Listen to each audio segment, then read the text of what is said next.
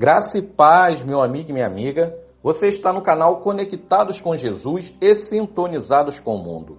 Muitas mulheres foram lembradas nas páginas das Sagradas Escrituras ou por terem contribuído com algo decisivo para a conquista e libertação do povo de Deus, ou por terem desobedecido às ordens de Deus. E esse foi o caso da mulher de Ló, que virou uma estátua de sal. Mas antes de começarmos o vídeo, vou pedir que você nos abençoe com o seu like. E caso você ainda não for inscrito aqui no canal, se inscreva, ok?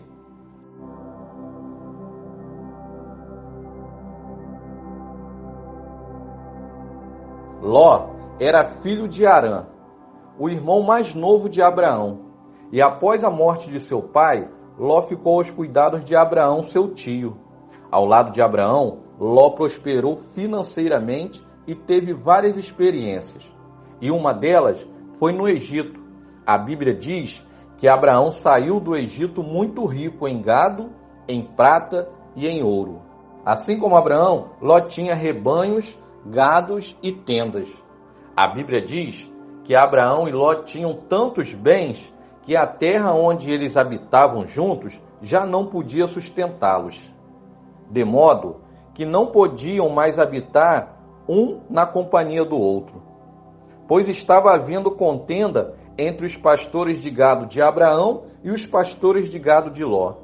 Nesse tempo, os cananeus e os fariseus ainda habitavam aquela terra, e Abraão era um peregrino, habitando numa terra que algum dia seria da sua descendência. E o desentendimento entre ele e Ló foi um triste testemunho para quem os observava.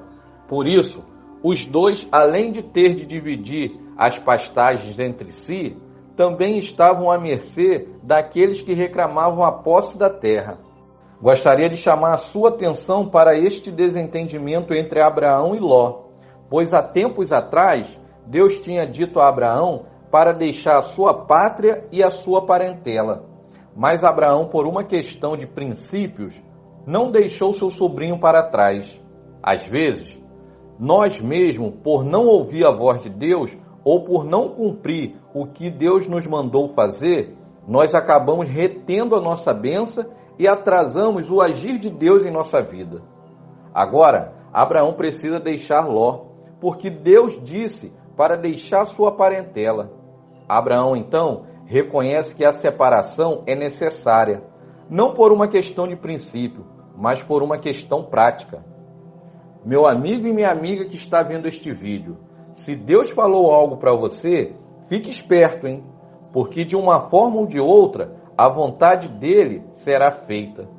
Se você não vê necessidade em obedecê-lo, Deus criará uma forma de obediência. Isso você pode ter certeza. Imagino eu que Abraão tinha conversado sobre este assunto diversas vezes com Sara, a sua esposa. O texto não diz nada sobre isso, mas desconfio que ela deve ter dito a ele as mesmas palavras que incontestáveis esposas guardam para uma ocasião desta falar com o marido. Eu te avisei, eu te avisei. A solução encontrada por Abraão para resolver o problema não poderia ser mais graciosa ou piedosa. Sua motivação parece ter sido baseada na ética e não na economia. E disse Abraão a Ló: não haja contenda entre mim e ti, e entre os meus pastores e os teus pastores, porque somos parentes chegados. Acaso não está diante de ti toda a terra? Peço-te que te apartes de mim. Se fores para a esquerda, irei para a direita. Se fores para a direita, irei para a esquerda. Quando Abraão fez a oferta a Ló, parece que os dois estavam em um lugar muito alto, de onde podiam avistar toda a terra ao seu redor. A decisão de Ló foi friamente calculada. Com os olhos de um avaliador, ele examinou a terra, pensando nas vantagens e desvantagens que poderia ter. De um lado, Ló viu a campina do Jordão, que era literalmente um paraíso, e era exatamente como o jardim do Senhor e como a terra do Egito. Não era preciso viver pela fé num lugar como esse, pois a água era abundante. Não era preciso esperar em Deus pela chuva. Mas do outro lado, as campinas áridas e o solo empoeirado eram de pouco interesse, pois lá quase não havia água. É interessante notar a descrição da forma com que Ló usa para escolher o lugar para onde iria. O texto bíblico diz que Ló levantou os seus olhos e viu. Notem que Ló estava sendo guiado pelos olhos, ou seja, pela aparência, e não pela fé. De certa forma, a Bíblia nos adverte a não confiarmos totalmente na aparência das coisas ou das pessoas, porque há caminho que parece certo ao homem, mas no final ele conduz à morte. E foi assim que Ló escolheu a sua parte, separando-se do seu tio Abraão. Um ponto que me chama muita atenção é que Ló tinha considerado com muito cuidado os fatores econômicos da sua decisão. Ao mesmo tempo, ele se colocou num deserto espiritual, pois além de se separar de um homem bom e justo, o seu tio Abraão, Ló levou a família na direção de Sodoma. Sodoma era uma cidade conhecida por sua imoralidade e maldade. Tem muitas pessoas que agem na vida do mesmo jeito que Ló agiu. Julgam pelas aparências, se deslumbram facilmente com coisas, bens materiais ou posição social. Existe um ditado popular que diz: cuidado que as aparências enganam. A Bíblia diz que Ló habitou nas cidades da campina e armou as suas tendas até Sodoma. E os homens de Sodoma eram extremamente perversos e pecadores contra o Senhor. Queria chamar a sua atenção para este ponto, em que Ló armou as suas tendas até Sodoma. De imediato, Ló não entrou na cidade de Sodoma. Não sabemos exatamente quanto tempo Ló morou fora da cidade, mas o texto nos diz que um tempo depois houve uma guerra entre 4 reis contra 5 reis. E os vencedores tomaram todos os bens e mantimentos de Sodoma e Gomorra. E tomaram Ló como prisioneiro, pois este morava em Sodoma. Vejam que no momento desta invasão, Ló já está morando dentro da cidade. Um dos servos de Ló escapou e foi correndo contar para Abraão o que tinha acontecido. Abraão reuniu 318 homens, criados ou nascidos em sua casa, perseguiu os reis vencedores que haviam capturado Ló, e a Bíblia diz que Abraão tornou a trazer todos os seus bens e tornou a trazer também a Ló, as mulheres e todo o povo que havia sido capturado. Com o passar do tempo, as maldades e os pecados praticados pelos moradores da cidade de Sodoma e Gomorra são multiplicados e agravados. Deus resolve então destruí-las. E o Senhor avisa a Abraão, que intercede para que não destrua por amor ao seu sobrinho Ló. Deus, que é justo e misericordioso, enviou 2 anjos na cidade para tirar Ló e a sua família de lá. A Bíblia diz que 2 anjos do Senhor foram até a cidade de Sodoma, e chegando à tarde na cidade, eles foram recebidos por Ló, que estava assentado à porta de Sodoma. E vendo-os Ló, levantou-se ao seu encontro e inclinou-se com o rosto à terra. Um outro ponto muito importante é este, que Ló estava assentado na entrada da cidade.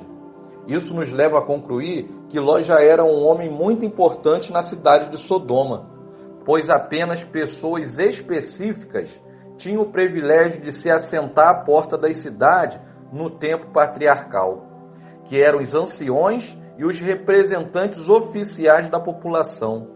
Ló, então, leva os 2 homens para a sua casa e os trata com grande hospitalidade, dando-lhes de comer e de beber. O objetivo dos anjos era avisar Ló sobre a destruição iminente da cidade de Sodoma e tirar a sua família dali, antes que a destruição desse início. Mas antes que se deitassem, os homens da cidade de Sodoma cercaram a casa de Ló, pedindo que ele entregasse os 2 viajantes a eles. O que os homens de Sodoma queriam era abusar sexualmente dos 2 anjos que estavam ali em forma humana. Então os anjos do Senhor precisaram ferir todos aqueles homens com cegueira, pois os homens de Sodoma queriam arrombar a casa de Ló. E foi nesse momento que os anjos instruíram Ló a pegar sua esposa, filhas e genros e sair com toda a sua família da cidade o quanto antes. Então Ló foi falar com seus 2 genros, os quais iam casar-se com as suas filhas.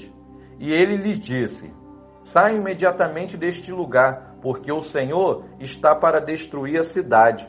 Mas seus genros não acreditaram nele. E logo ao amanhecer, os anjos do Senhor apressaram Ló para que ele deixasse logo a cidade com a sua família, para que eles não perecessem no castigo de Deus contra aquele lugar. Mas mesmo com o aviso dos anjos, a família de Ló apresentou certa hesitação em deixar a cidade, o que se harmoniza com o comportamento da mulher de Ló, de modo que os anjos tiveram que pegá-los pela mão e tirá-los para fora da cidade pela misericórdia do Senhor. Assim, a mulher de Ló, o próprio Ló e suas 2 filhas foram todos conduzidos para fora da cidade e aconselhados a fugir para o monte. Nesse ponto, os anjos foram bem específicos, e um deles chegou a avisar que a família de Ló deveria fugir com determinação para salvar suas vidas, e não podiam olhar para trás. O texto bíblico diz que o Senhor fez chover enxofre e fogo sobre a cidade de Sodoma e Gomorra, e toda aquela campina e todo aquele lugar foi destruído. O que antes era uma terra fértil, tornou-se um lugar de desolação e esterilidade. Foi nesse ponto que a Bíblia diz que a mulher de Ló olhou para trás e foi convertida em uma estátua de sal. Ela desobedeceu a ordem expressa dada pelo Senhor através dos seus mensageiros. Ela preferiu deixar de olhar para a frente e contemplar a salvação de sua vida, para olhar para trás e contemplar a destruição e morte.